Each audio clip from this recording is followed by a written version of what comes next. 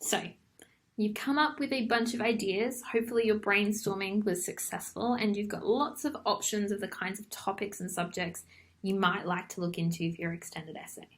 We're now going to narrow it a little bit and we're going to pick one of those to analyse. So take a minute, look through those ideas you've put into your ideas space, and then select one that you think has some promise, okay? It doesn't have to be one that your final essay is going to be on, okay? If you're not feeling sure about any of them, that's okay. Just pick one you think, it's worth looking into a little bit further. And then what we're going to do is we're going to look at how we might analyse those options a little bit deeper. So on the right-hand side of your worksheet, you have a space with some analysis prompts.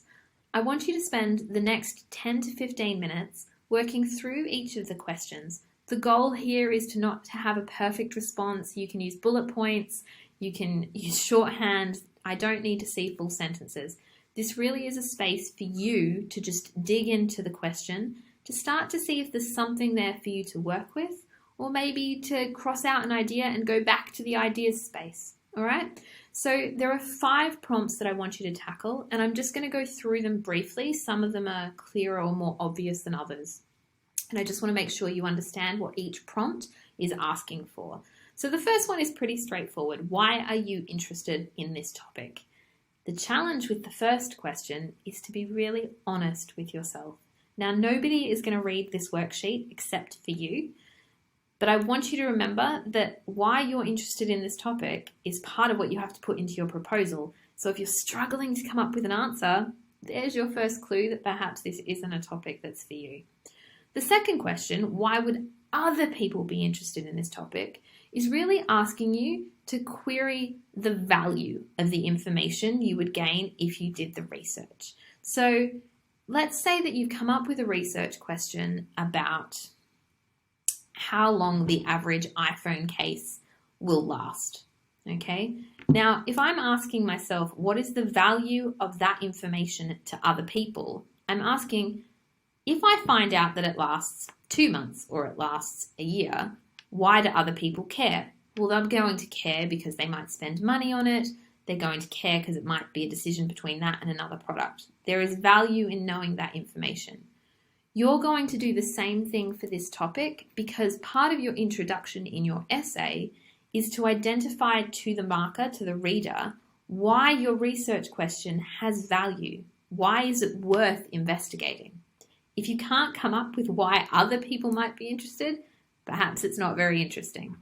So that's 1 and 2. Now let's talk about 3. 3 should just be a super quick brain dump of what do you know about the topic.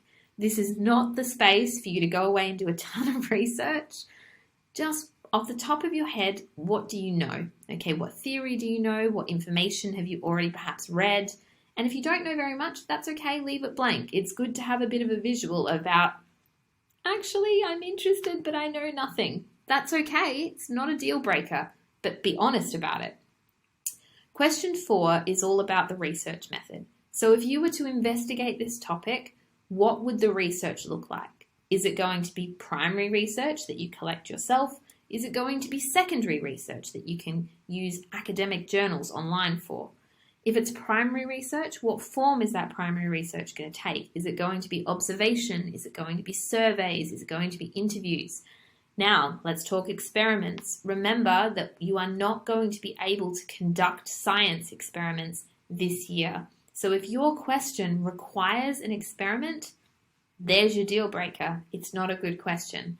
However, if your question can be answered with secondary research from other science journals, maybe it's still viable, okay?